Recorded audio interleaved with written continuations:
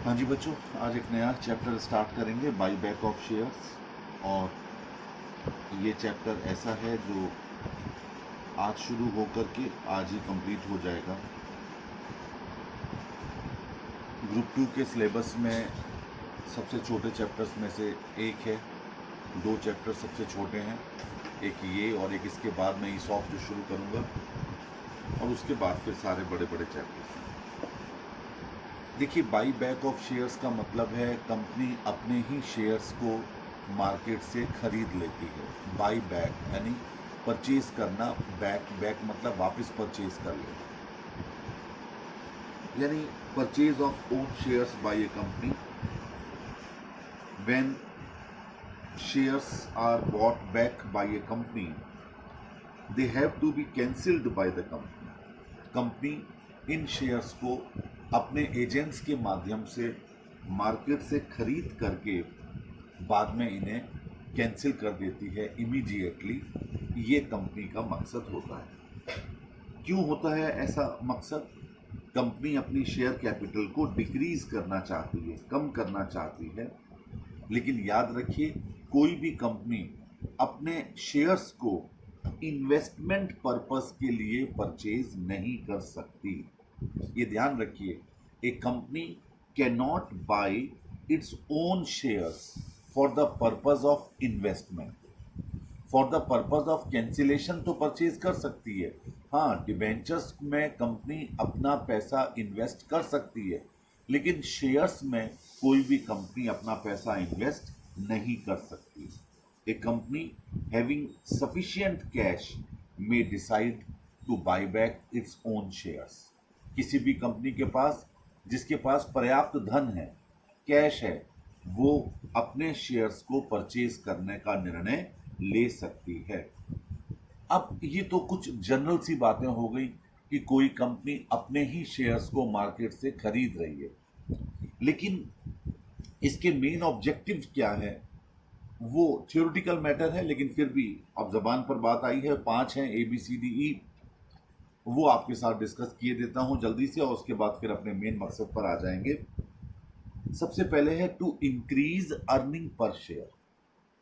स्वाभाविक रूप से जब नंबर ऑफ शेयर्स कम रह जाएंगे मार्केट में, तो कंपनी देखती है कि उसकी कैपिटल ओवर कैपिटलाइज हो गई है, तो वो अपने शेयर्स को मार्केट से परचेज करके शेयर्स की संख्या कम कर देती है, जिससे अर्निंग पर शेयर बढ़ जाती है और बिना बात के कंपनी की अर्निंग ज़्यादा दिखने लगती है।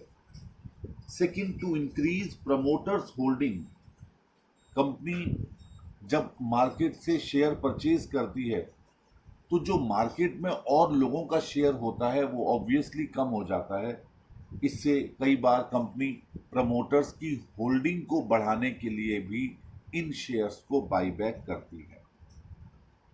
इसके बाद तीसरा है to discourage others to make hostile bid to take over the company, as the buy back will increase the promoters holding.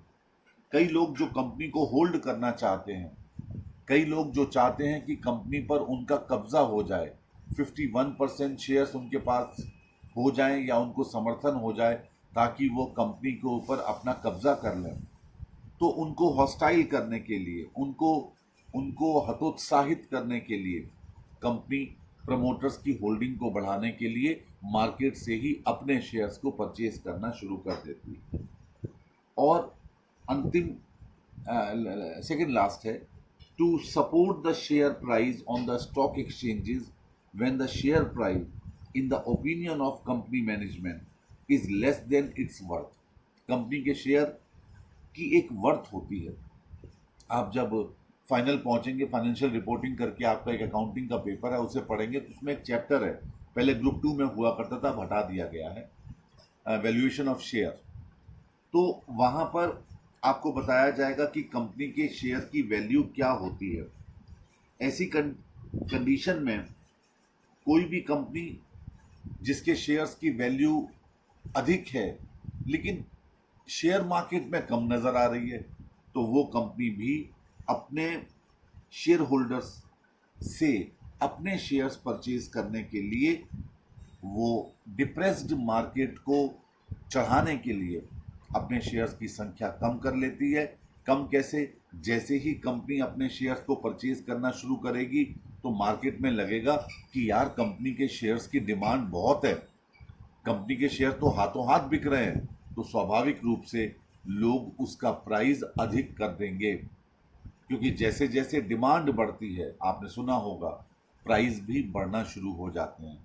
उसी प्रकार कोई भी कंपनी जब अपने ही शेयर्स को परचेज करने लगती है तो उसके शेयर्स की डिमांड बढ़ जाती है, जिसकी वजह से उसके शेयर प्राइसेस भी बढ़ना शुरू हो जाते हैं। और अगर बिजनेस में कैश की आवश्यकता नहीं है तो वो अपने शेयर होल्डर्स को कैश वापस कैसे करे? वो अपने शेयर्स को बाई बैक करके भी अपने शेयर होल्डर्स को कैश का भुगतान कर सकती है। तो ये 5 ऑब्जेक्टिव थे। कौन कौन से, एक बार दोबारा पर समझ लीजिए। अर्निंग पर शेयर को बढ़ाना, प्रमोटर्स की होल्डिंग बढ़ाना, तीसरा जो लोग कंपनी पर होल्ड करना चाहते हैं उनको हॉस्टाइल करना, चौथा कंपनी के शेयर मार्केट में प्राइजेस को बढ़ाना, और पांचवा कि शेयर होल्डर्स को सरप्लस कैश का भुगतान करना यदि कंपनी के पास अधिक कैश है और उसे अपने बिजनेस में इतना कैश की आवश्यकता नहीं है। तो these are the objectives for buying back of shares. अब आइए सेक्शन 68 सबसेक्शन 1, ये कंपनीज एक्ट का सेक्शन है of companies act 2013, which permit companies to buy back their own shares, अपने ही शेयर्स को और अदर स्पेसिफाइड सिक्योरिटीज को परचेज करने के लिए परमिट करता है। किस में से? Out of number 1 free reserves, जो कि पुराने कंपनी के पास रिजर्व्स रखे होते हैं जो डिविडेंड को बांटने के लिए हैं, उनको फ्री रिजर्व्स कहते हैं। वो रिजर्व्स जो स्पेसिफिक नहीं है उनमें से आप अपने शेयर्स को बाई बैक कर सकते हैं। Number 2 out of the securities premium account, आपके पास जो सिक्योरिटीज प्रीमियम अकाउंट में बैलेंस पड़ा हुआ है उसमें से आप परचेज कर सकते हैं। और तीसरा out of the proceeds of the issue of any shares और other specified securities, other specified securities, यानी कि कोई भी कंपनी या तो अपने फ्री रिजर्व्स में से या सिक्योरिटी प्रीमियम में से या फिर नए शेयर्स को इशू करके, स्वाभाविक रूप से जब आप अपने इक्विटी शेयर्स को बाईबैक करने जा रहे हैं तो कंपनी प्रेफरेंस शेयर इशू करती है, प्रेफरेंस शेयर्स इशू करती है और उसकी प्रोसीड में से भी वो अपने शेयर्स को बाईबैक कर सकती है। लेकिन याद रहे यही 3 सोर्सेज हैं जहां से कंपनी अपने शेयर्स को बाईबैक कर सकती है। अब बात आती है कि आखिर कुछ कंडीशंस भी हैं, क्योंकि कंपनी अकाउंट पर ये चैप्टर बेस्ड है, तो क्या कुछ शर्तें भी हैं जिस पर कंपनी अपने शेयर्स को बाईबैक कर सकती हैं? बिल्कुल हैं जी, और ये लिखी मैंने conditions under section 68 subsection 2। Section 68 subsection 2 में कुछ कंडीशंस दी गई हैं, कुछ शर्तें हैं। इन शर्तों के पूरा होने पर ही कंपनी अपने शेयर्स को बाईबैक कर सकती है। एक एक करके सुनते जाइए, मेरे नोट्स अपने सामने रखिए, उस पर टिक लगाते जाइए या उसको हाईलाइट करते जाइए। पहला, कंपनी अपने आर्टिकल्स ऑफ एसोसिएशन से ऑथोराइज्ड होनी चाहिए। कंपनी सिर्फ तभी अपने शेयर्स को बाईबैक कर सकती है when it is authorised by its articles of association. पहली चीज, सिंपल। दूसरी चीज, कंपनी को अपने जनरल मीटिंग में एक स्पेशल रिजोल्यूशन पास करना होगा for buying back of shares. सुन लीजिए मेरी बात को ध्यान से। स्पेशल रिजोल्यूशन आप पढ़ चुके होंगे एनुअल जनरल मीटिंग के केस में कि कब हमें स्पेशल रिजोल्यूशन की आवश्यकता होती है और स्पेशल रिजोल्यूशन में कितने बहुमत की आवश्यकता, मेजॉरिटी कितनी होनी चाहिए, 3/4 मेजॉरिटी होनी चाहिए। तो अगर कंपनी अपने शेयर्स को बाईबैक कर रही है तो जनरल मीटिंग में एक स्पेशल रिजोल्यूशन पास होना चाहिए। लेकिन अगर शेयर्स जो बाईबैक किए जा रहे हैं वो total equity paid up capital के 10% से कम है, does not exceed 10%, does not exceed 10%, 10% से अधिक नहीं है, तो कंपनी बीओडी में, बोर्ड ऑफ डायरेक्टर्स की मीटिंग में भी एक सिंपल रिजोल्यूशन पास कर सकती है। लेकिन अगर शेयर्स की संख्या 10% से अधिक है तो उसे स्पेशल रिजोल्यूशन पास करना ही होगा। क्लियर है? अच्छा, एक बात और समझ लीजिएगा कि दो बाईबैक के बीच में, एक बात ध्यान रखिए, दो बाईबैक के बीच में, जैसे कंपनी ने एक बार बाईबैक किया, आप दोबारा भी करना चाह रही है, कम से कम 365 दिन का इंटरवल होना चाहिए। एक साल का इंटरवल एटलीस्ट होना चाहिए from the date of preceding offer of buyback. जो इससे पहले बाईबैक का ऑफर दिया था कंपनी ने, उससे 365 दिन के बाद ही कोई कंपनी दूसरा ऑफर दे सकती है। ठीक है, यानी दो बातें आ गई, एक तो आर्टिकल्स ऑफ एसोसिएशन में ऑथोराइज्ड होना चाहिए, दूसरा स्पेशल रिजोल्यूशन हो या फिर बोर्ड ऑफ डायरेक्टर्स में रिजोल्यूशन हो अगर 10% से ज्यादा नहीं है। और तीसरी बात आ गई कि दो बाईबैक ऑफर के बीच में 365 दिन का समय भी होना चाहिए। चौथा है कि वो शेयर्स जो बाईबैक किए जा रहे हैं वो फुल्ली पेड होने चाहिए। All the shares or other specified securities for buyback are fully paid up. अगर वो पार्टली पेड अप है तो कंपनी पहले लास्ट कॉल करेगी, उनसे मंगवाएगी और उसके बाद ही वो उन शेयर्स को बाईबैक कर सकती है। पांचवा पॉइंट है कि कंपनी को बाईबैक करने से पहले उसके डायरेक्टर्स को सॉल्वेंसी का डिक्लेरेशन देना होगा। क्यों देना होता है? क्योंकि ऐसे तो अगर मान लो कंपनी डूबने वाली है तो बोर्ड ऑफ डायरेक्टर्स अपना बैठ जाएंगे, रिजोल्यूशन पास कर देंगे और अपने रिश्तेदारों के, अपने फ्रेंड्स के शेयर्स परचेज कर लेंगे। बाकी शेयर होल्डर्स मारे जाएंगे जब आगे चल करके कंपनी दिवालिया होगी। तो इसीलिए यहां पर बोर्ड ऑफ डायरेक्टर्स के लिए कंपनी को सॉल्वेंसी होने का डिक्लेरेशन देना पड़ेगा कि चिंता ना करें, कंपनी सॉल्वेंट है, कंपनी के पास पैसों की कोई कमी नहीं है, कंपनी अपनी लायबिलिटीज का भुगतान करने में सक्षम है। इस बात का डिक्लेरेशन देना होगा, तभी कोई बोर्ड ऑफ डायरेक्टर्स अपने शेयर्स को परचेज कर सकते हैं। इसके अलावा ये सेबी की गाइडलाइंस के अंतर्गत होना चाहिए। As per SEBI guidelines, buyback must be as per SEBI guideline. SEBI की जो गाइडलाइंस इशू होती हैं उसके मुताबिक ही बाईबैक होना चाहिए। अभी आपको बताया कि कोई भी 12 महीने का रिजोल्यूशन होना ही चाहिए, इसमें कोई शक नहीं है। और जितने, अब ध्यान से सुनिए, जितने शेयर्स बाईबैक किए जा रहे हैं उन शेयर्स की फेस वैल्यू के बराबर की अमाउंट कैपिटल रिडेम्पशन रिजर्व में ट्रांसफर होनी चाहिए। हां, अगर इस दौरान प्रेफरेंस शेयर्स भी इशू हुए हैं तो उतनी फेस वैल्यू को उसमें से लेस कर दिया जाएगा। ये बात बिल्कुल ठीक उसी तरह है जो हम लोगों ने रिडेम्पशन ऑफ प्रेफरेंस शेयर्स में किया था। वहां भी हम यही करते थे कि प्रेफरेंस शेयर्स जितने रिडीम किए जा रहे हैं उसकी फेस वैल्यू के बराबर हम सीआरआर में ट्रांसफर करते थे।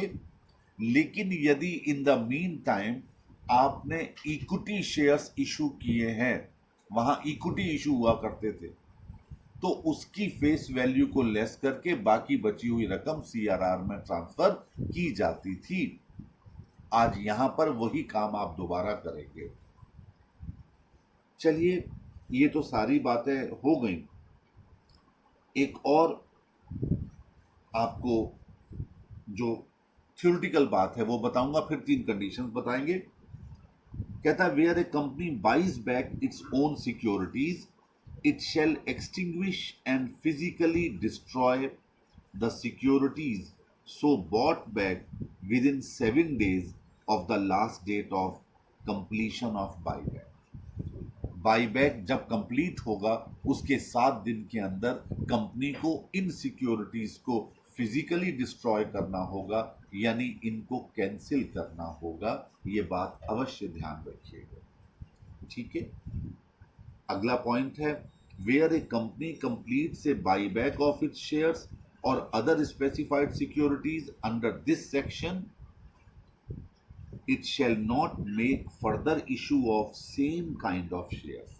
अरे भाई, जब आप बाईबैक कर ही रहे हो तो उसी टाइप के शेयर दोबारा इशू थोड़ी कर सकते हैं। तभी मैंने आपको बताया कि इक्विटी शेयर्स अगर बाईबैक हो रहे हैं तो कंपनी प्रेफरेंस शेयर्स को इशू कर सकती है। अदर स्पेसिफाइड सिक्योरिटी बाईबैक हो रही है तो कंपनी किसी और काइंड की सिक्योरिटीज को इशू कर सकती है। ऐसा नहीं कि same type of securities issue कर दे। आगे, including allotment of further shares under clause A of subsection 1 of section 62 or other specified securities within a period of 6 months except by way of bonus issue। जी हाँ, आप bonus issue कर सकते हैं, क्योंकि आप याद कीजिए आपको प्रेफरेंस शेयर्स के रिडेम्पशन वाले चैप्टर में भी बताया गया था कि आप सीआरआर का इस्तेमाल सिर्फ एक काम के लिए कर सकते हैं, और वो होता है issue off fully paid bonus shares. CRR का प्रयोग सिर्फ एक ही जगह होता है, सिर्फ एक ही जगह, ध्यान दीजिए, और वो होता है फुल्ली पेड बोनस शेयर्स को इशू करते वक्त। इसके अलावा सीआरआर का कहीं कोई प्रयोग नहीं किया जाता। तो वही चीज यहां पर है कि आप बोनस शेयर्स जरूर इशू कर सकते हैं, लेकिन आप ये मत कहिएगा कि आप उसी टाइप के दोबारा से 6 महीने में शेयर्स मार्केट में इशू करें, ऐसा नहीं हो सकता। अब 3 टेस्ट कंडीशंस हैं, 3 टेस्ट कंडीशंस, और अगर ये 3 टेस्ट कंडीशंस आपने समझ ली तो फिर एंट्रीज करवाने में मुझे समय नहीं लगेगा। 3 टेस्ट करने होंगे और तीनों में से जो सबसे कम संख्या आएगी कंपनी उन्हीं शेयर्स को बाईबैक कर सकती है। पहला टेस्ट होता है outstanding share test. Outstanding share test यानी कि कोई भी कंपनी जितने शेयर्स उस वक्त उसके मार्केट में होते हैं उसके 25% से ज्यादा शेयर्स बाईबैक नहीं कर सकती। तो ये कंडीशन क्या हो गया, 25% of total outstanding equity shares. ये पहली शर्त है, 25% से ज्यादा नहीं। This is called outstanding share test. दूसरा टेस्ट होता है रिसोर्सेज टेस्ट।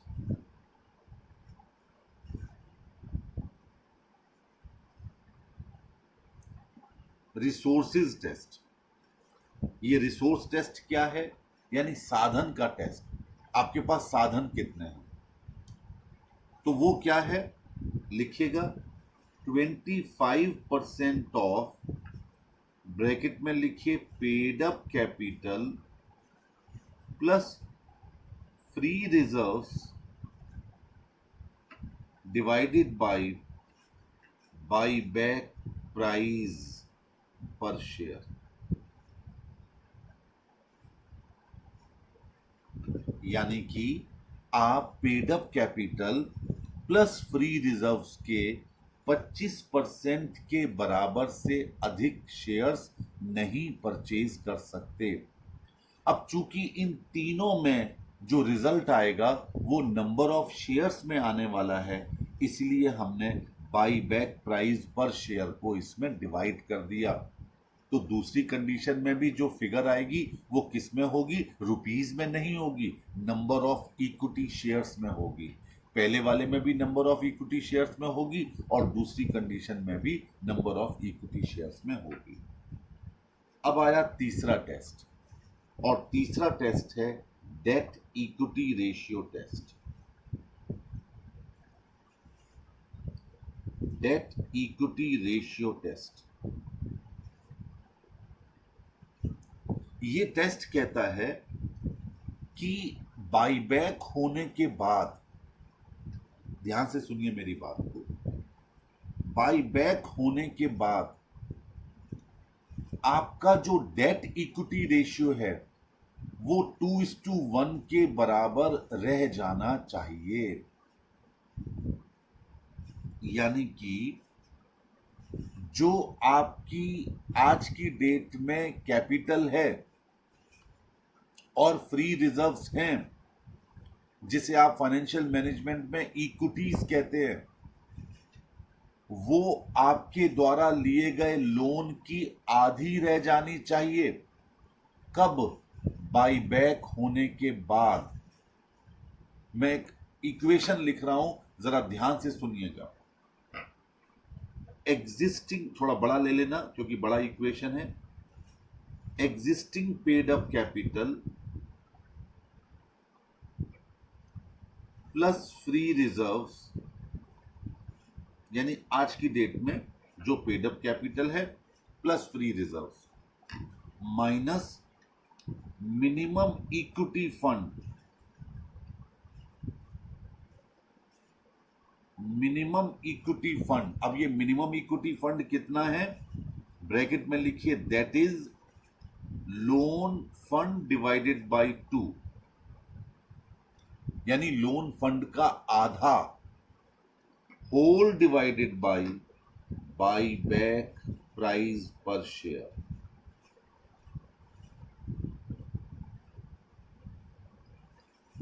यानी आज की डेट में जितनी पेड अप कैपिटल है और फ्री रिजर्व्स हैं वो कम होंगे जब आप बाईबैक करेंगे, लेकिन वो उससे ज्यादा कम ना हो।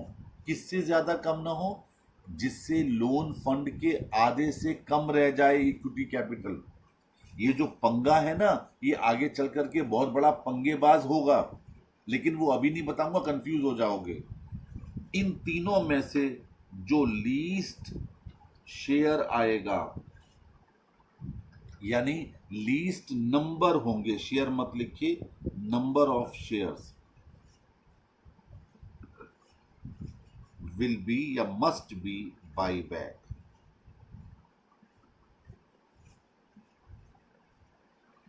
इन तीनों में से जो कम नंबर होंगे वही आप बाईबैक कर सकते हैं। अब एंट्रीज रह गई हैं, चैप्टर तो समाप्त होने की कगार पर आ गया है, लेकिन मैं चाहता हूं कि पहले ये 3 कंडीशन जो आपके साथ डिस्कस हुई हैं, इसके 1-2 क्वेश्चन, 2-3 क्वेश्चन करवा दूं, जिससे कि आपका कम से कम ये पॉइंट क्लियर हो। फिर एंट्रीज डालने में मुश्किल से मुझे 5 मिनट लगेंगे। चलिए क्वेश्चंस निकाल लीजिएगा।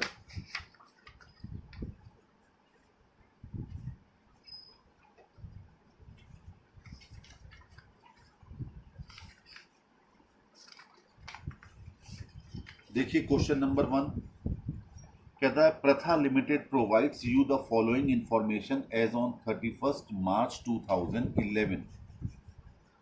आपके पास इक्विटी शेयर्स हैं 330 करोड़ के, प्रेफरेंस शेयर कैपिटल है 70 करोड़ की, सिक्योरिटीज प्रीमियम है 90 करोड़, जनरल रिजर्व है 240 करोड़, प्रॉफिट एंड लॉस है 20 करोड़, इंफ्रास्ट्रक्चर डेवलपमेंट रिजर्व ये स्टैट्यूटरी रिजर्व है और ये आपका क्या नहीं है, ये फ्री रिजर्व नहीं है, इसको फ्री रिजर्व में काउंट नहीं किया जाता।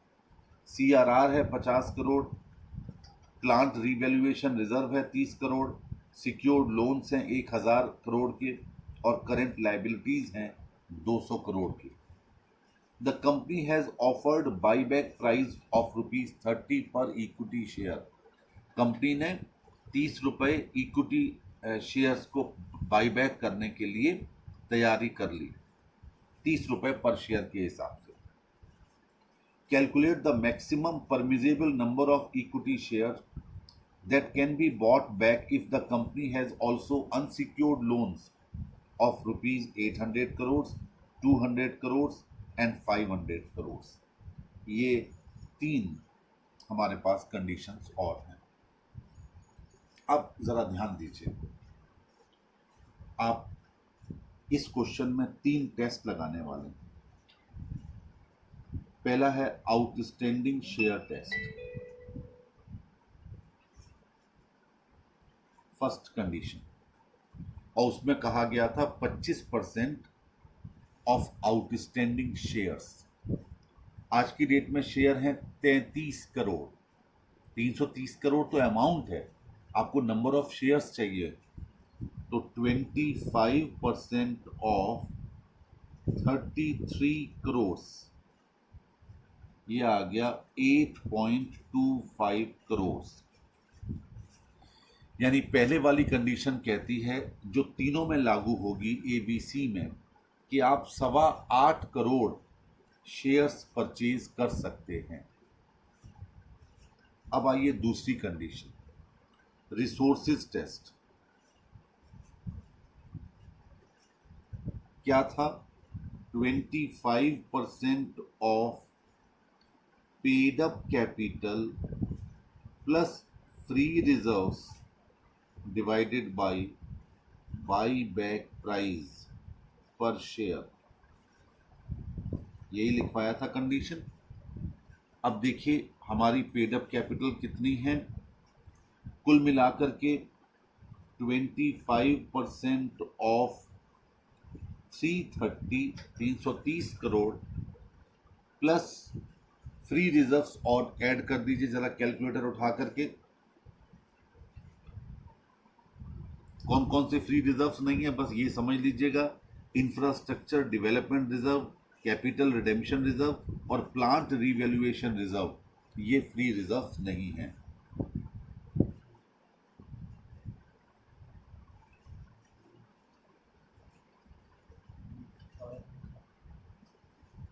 देखिए 90 security premium, 240 general reserve,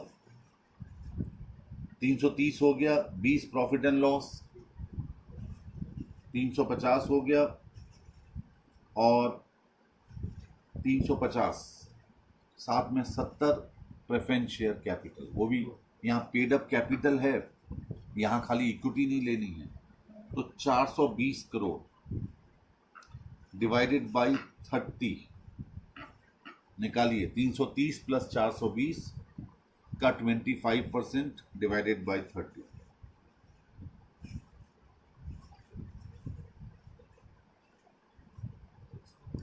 6.25 crore.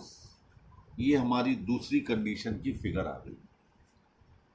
एक बार दोबारा समझ लीजिए इसको, पेड अप कैपिटल लिखा हुआ था, पेड अप इक्विटी कैपिटल नहीं था, तो आपको यहाँ इक्विटी कैपिटल भी लेनी है और प्रेफरेंस शेयर कैपिटल भी लेनी है, प्लस फ्री रिजर्व्स लेने हैं। कौन कौन से फ्री नहीं थे? इंफ्रास्ट्रक्चर डेवलपमेंट रिजर्व, ये स्टैट्यूटरी होता है, फ्री नहीं हो सकता। प्लांट रिवैल्यूएशन रिजर्व, ये प्लांट के लिए बनाया गया है, फ्री नहीं हो सकता। और CRR, ये भी कभी फ्री नहीं होता। तो इन तीनों को छोड़ करके बाकी सारे रिजर्व्स आपने ले लिए। अब आइए तीसरा टेस्ट, और वो है डेट इक्विटी टेस्ट।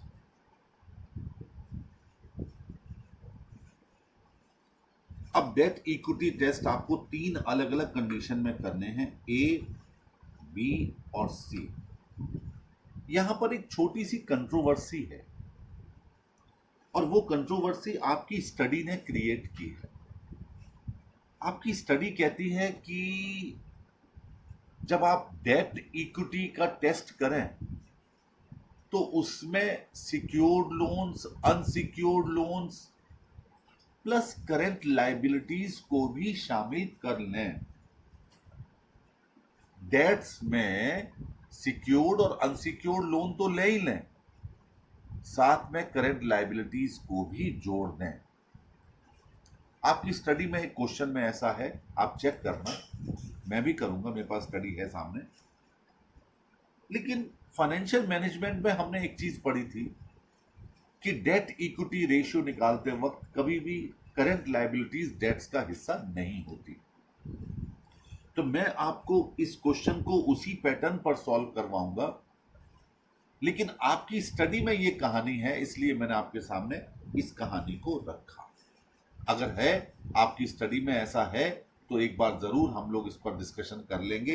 हम थ्योरी भी पढ़ के देखेंगे कि क्या ऐसा कहा गया है कि करंट लायबिलिटीज को लेना चाहिए, अदरवाइज मेरे हिसाब से नहीं लेना चाहिए। मैंने आपको फाइनेंशियल मैनेजमेंट में भी यही करवाया था। अब पहला केस क्या है? पहले केस में कहता है 800 करोड़ का अनसिक्योर्ड लोन भी है और सिक्योर्ड लोन है 1000। अब जरा गौर से देखिएगा, इसमें ए लिखिए लोन फंड 1000 तो सिक्योर्ड सब में लेना है, प्लस 800 अनसिक्योर्ड है, तो 1800 हो गया पहली वाली कंडीशन। दूसरी वाली कंडीशन में 1200, तीसरी वाली कंडीशन में 1500। यानी 3 कंडीशन थी। कहता था पहले वाले में 800 करोड़ का अनसिक्योर्ड लोन है, दूसरे वाले में 200 का, तीसरे वाले में 500 का, और 1000 तो क्वेश्चन में दिया गया, सब में है। तो तीनों को जोड़ करके हमने दिखाया कि तीनों कंडीशन में कितना कितना। अच्छा, अब बी क्या कि minimum equity to be maintain, minimum equity to be maintain, यानी कि कितनी इक्विटी आपको मेंटेन करनी है।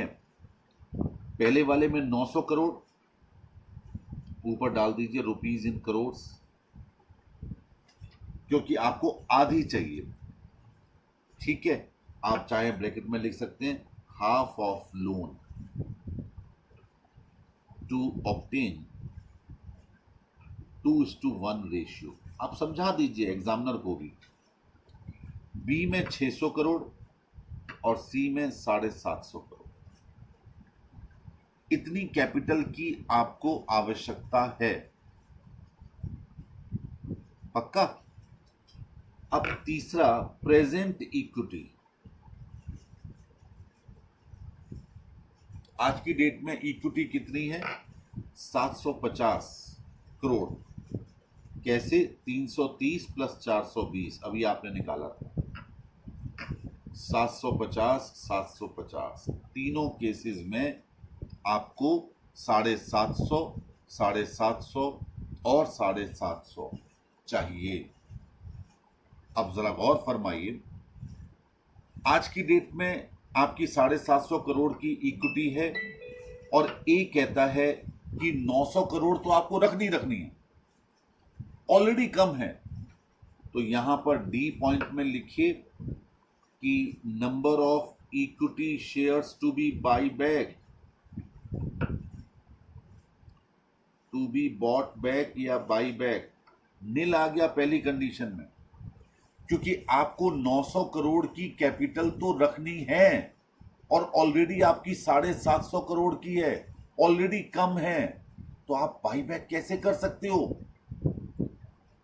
अब आइए सी केस में, आपको 750 करोड़ की कैपिटल चाहिए और आज की डेट में 750 ही है, यानी यहां पर भी आप बाई बैक नहीं कर सकते। यानी पहली कंडीशन में 8.25 करोड़ शेयर बाई बैक कर सकते थे, दूसरी में 6.25 करोड़ कर सकते थे, और तीसरी कंडीशन में नील आया ए में और सी में। आपसे कहा गया था least figure will be taken, तो तीनों में कम क्या होता है? नील। इनकम टैक्स में भी ये गड़बड़ कर बैठते हैं बच्चे। किसी एक कंडीशन में निल आ जाता है तो उसको इग्नोर करके बाकी वाली लीस्ट फिगर को ले लेते हैं। अरे भाई, किसी 3 फिगर में आपसे कहा गया है which ever is less will be exempted, ये वर्ड आपने बहुत पढ़ा होगा सैलरी वाले चैप्टर में। तो मान लो उन 3 कंडीशन में से कोई एक निल आ गई तो वही सबसे कम हो गई ना। जैसे इस क्वेश्चन में है कि पहले वाला कंडीशन कहती है कि 8.25 करोड़ शेयर आप परचेज कर लो, दूसरी कंडीशन कहती है 6.25 करोड़ परचेज कर लो, और तीसरी कंडीशन ए पार्ट में कहती है निल परचेज करो, और सी पार्ट में कहती है निल परचेज करो। तो तीनों में से सबसे कम क्या है? निल ही तो है। तो पहली और तीसरी कंडीशन ए और सी में कंपनी बाईबैक कर ही नहीं सकती। अब आइए बी पार्ट। इसमें आपकी इक्विटी रहनी चाहिए 600 और आपके पास आज की डेट में है 750।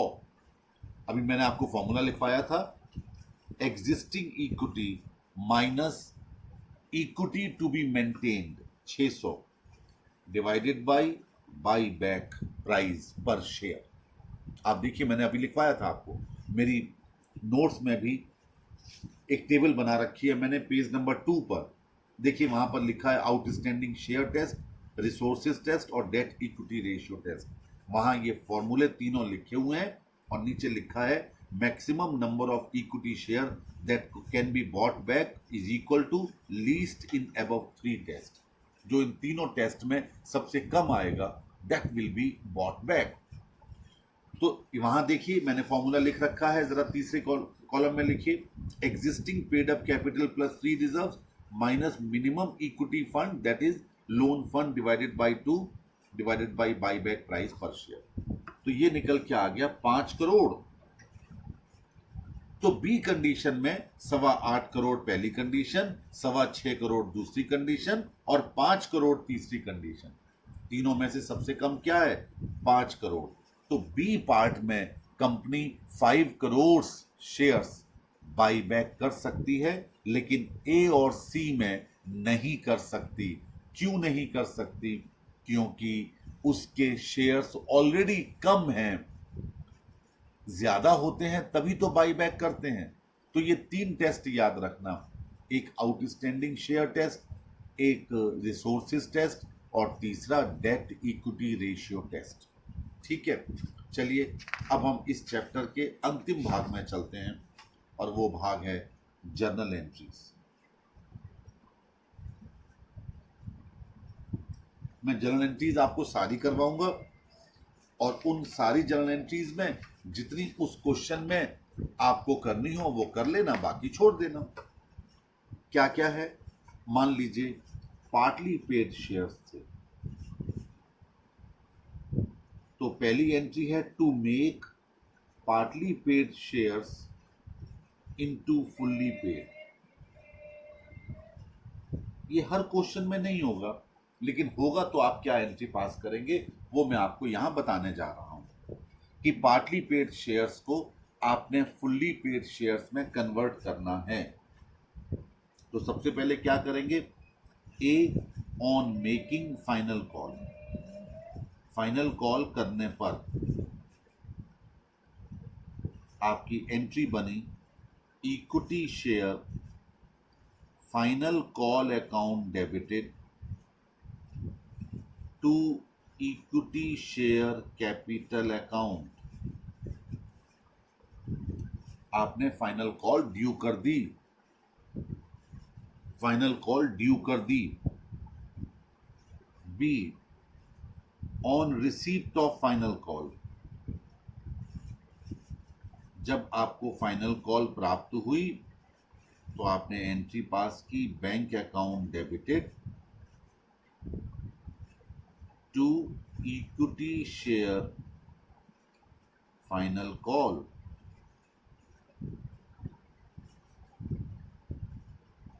ये लीजिए, आपने फाइनल कॉल प्राप्त कर लिया, अच्छी बात है। अब एक और सिचुएशन आपके सामने रखने जा रहा हूं। बाय चांस पैसा नहीं है आपके पास अपने शेयर्स को बाई बैक करने के लिए, तो कभी कभी क्वेश्चन में कहा जाता है कि इन्वेस्टमेंट को बेचा गया। ये लीजिए, सेल ऑफ इन्वेस्टमेंट। ये सारी सिचुएशनल एंट्रीज हैं, हर क्वेश्चन में होंगी ऐसा जरूरी नहीं। मेन एंट्रीज जो होंगी वो तो लास्ट में आएंगी, अभी तो ये सिचुएशन बताई जा रही है आपको। तो आपने क्या किया, बैंक अकाउंट डेबिटेड, क्योंकि इन्वेस्टमेंट बेचा है, पैसा आएगा। अगर लॉस हुआ है, profit and loss account debited to investment. अगर प्रॉफिट हुआ है तो to profit and loss account. ये आपने इन्वेस्टमेंट को सेल करने की एंट्री पास कर दी। चलिए, अब आपने क्या किया, कुछ प्रेफरेंस शेयर भी मार्केट में इशू किए। ये लीजिए, इशू ऑफ प्रेफरेंस शेयर्स। तो आपने एंट्री की, bank account debited to preference share application and allotment account.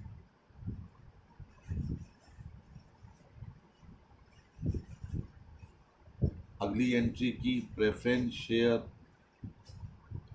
Application and allotment account debited to preference share capital account. वही पुरानी एंट्री जो कक्षा 12 से आपने सीखी है। और अगर सिक्योरिटी प्रीमियम था, टू सिक्योरिटी प्रीमियम।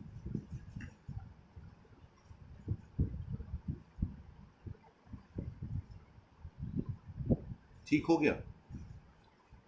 अब मेन एंट्रीज पर आ जाइए कि आपने शेयर्स को बाई बैक किया। लिखिए, to make payment on buy back of equity shares. Equity shares को आपने बाई बैक किया, एंट्री की, equity shares buy back account debited. ये उस रकम से होगी जो वास्तव में आप पे कर रहे हैं अपने शेयर्स को परचेज करने के लिए। चाहे 10 रुपए वाला शेयर आप 40 में परचेज करें, चाहे 50 में करें, चाहे हम 100 में करें, आपको ये एंट्री उसी रकम से पास करनी है जो रकम एक्चुअल में आपने पेड की है। आप ब्रैकेट में लिख दीजिए अमाउंट पेड। अब इसे कैंसिल करना है, कैंसिलेशन। कैंसिलेशन कैसे करेंगे, कोई भी जब इक्विटी शेयर इशू होता है तो उसे आप क्रेडिट करते हैं, जब कैंसिल करेंगे तो स्वाभाविक है उसे आप डेबिट करेंगे। तो आप एंट्री करेंगे, equity share capital account debit. जितने शेयर परचेज किए गए थे उसकी नॉमिनल वैल्यू, जिसे आप फेस वैल्यू भी कहते हैं, उससे आपने इक्विटी शेयर कैपिटल को डेबिट कर दिया। इसके बाद आप एग्जॉस्ट करेंगे। एग्जॉस्ट करने का मतलब इस्तेमाल करेंगे पूरा सिक्योरिटीज प्रीमियम अकाउंट। जितना सिक्योरिटीज प्रीमियम होगा आपकी बुक्स में खुला हुआ, चाहे पुराना वाला हो, चाहे नए शेयर आपने इशू किए हो, उस पर आपको प्राप्त हुआ हो, आप पूरे सिक्योरिटी प्रीमियम को यहां डेबिट कर देंगे। और फिर भी रकम खत्म नहीं हो रही है तो जनरल रिजर्व को डेबिट कर देंगे to equity shares buy back account.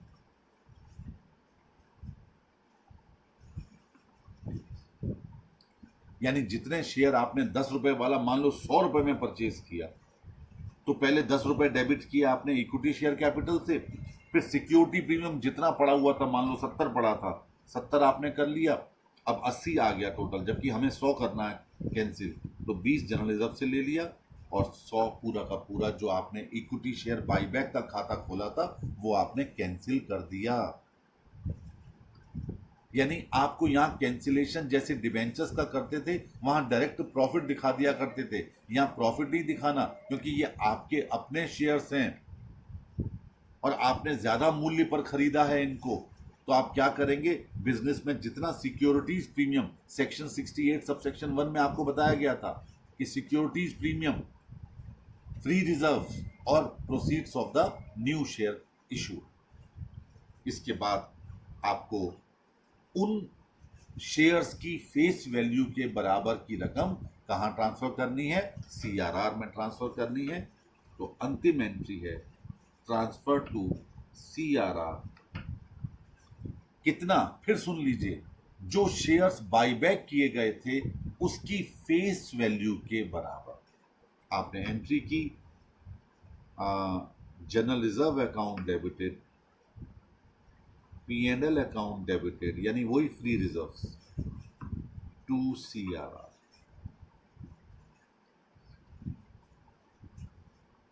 मान लीजिए 5 करोड़ शेयर आपने बाई बैक किए पिछले हमारे एग्जाम्पल के मुताबिक, तो 50 करोड़ आप यहां ट्रांसफर करेंगे CRR। और मान लो आपने 30 करोड़ के प्रेफरेंस शेयर कैपिटल इशू कर दी थी, तो फिर 20 करोड़ यहां ट्रांसफर करेंगे। यानी नए शेयर इशू और CRR में जाने वाली रकम का टोटल उन शेयर्स को जिन्हें आपने परचेज किया है उसकी फेस वैल्यू के बराबर होना चाहिए। बस ये मैक्सिमम एंट्रीज हैं जो इस चैप्टर में आपको करनी पड़ सकती हैं, इससे ज़्यादा एक भी एक्स्ट्रा एंट्री नहीं करनी पड़ेगी। अगले लेक्चर में मैं कुछ क्वेश्चन पीछे के सॉल्व करवाऊंगा, तब तक आप एक दो क्वेश्चन सॉल्व करना ट्राई करना शुरू कर दीजिए। That's all, thank you very much.